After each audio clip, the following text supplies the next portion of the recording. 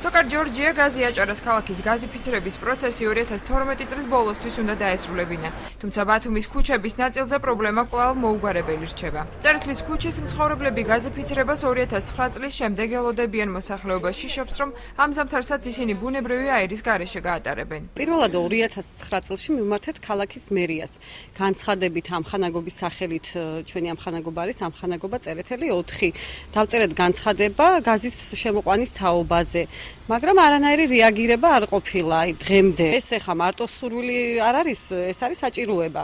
ყველასთვის არის ქალაქის ცენტრი, ასე ითვლება, მაგრამ არსად არანაირი არავინ არ მოსულა. მეუღლები ახალგაზრდა გოგონები არიან ახლა და მეუღლები ზოგს შაქრითა დაავადებულები არიან, დიაბეტი დაავადებული, ზოგი ეზოში ვერ ჩამოდის და აი ამის გამო ჩვენც გვინდა საერთოდ მთლიანობაში გვინდა და 2009 წლიდან მოყოლებული დღემდე ველოდებით აი ამის კომფორტს. ამ დროისთვის შეჩერებულია განვადებით გაზის შეყვანაც ადგილობრივები პროცესის აღდგენას ითხოვენ და აცხადებენ, რომ ეს მათთვის დიდი შეღავათია, რადგან თანხის ერთდროულად გადახდის საშუალება ბევრს არ აქვს. იყოს განვადებით, უკეთესია მოსახლეობა, იყო განვადება და ძალიან კარგი იყო.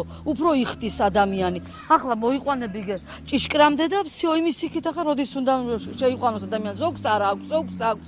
ხალხს უჭირს გაჭირვება არის. სოკარ ჯორჯია გაზი აჭარაში პროცესის შეფერხებას უკვე მეორე წელია მუშახელის სიმცირით, განაცხადების სიმრავლით და ქალაქის საზღვრების გაზრდით ხსნიან. კომპანიის იურისტის თქმით, გაზიფიცირების გარეშე დარჩენილია ქალაქის 10%, რომელიც წლის ბოლომდე დასრულდება. განვადებით გაზის შეყვანა კი უახლოეს დღეებში გახდება შესაძლებელი. დარჩენილია სულ რამოდენიმე მონაკვეთი ქალაქ ბათუმში, რომელიც ასევე დასრულდება ფაქტურად მიმდინარე წლის ბოლომდე. საკმაოდ მრავალრიცხოვანი განცხადების შემოვიდა ეს დაახლოებით 6,000-7,000-მდე განაცხად ციფრის. ამიტომ ასეთი რაოდენობა განაცხადების დაგმოხდება ჩვენ ფიზიკურად ძალებს აღემატებოდა.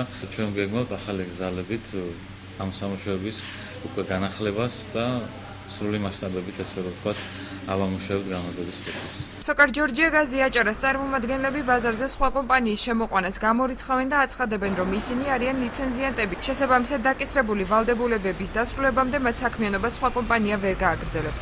სოკარ ჯორჯია გაზი აჭარაში აცხადებენ, რომ 2013 წლის ბოლოსთვის ქსელში 50-დან 60,000-მდე აბონენტის ჩართვა მოხდება.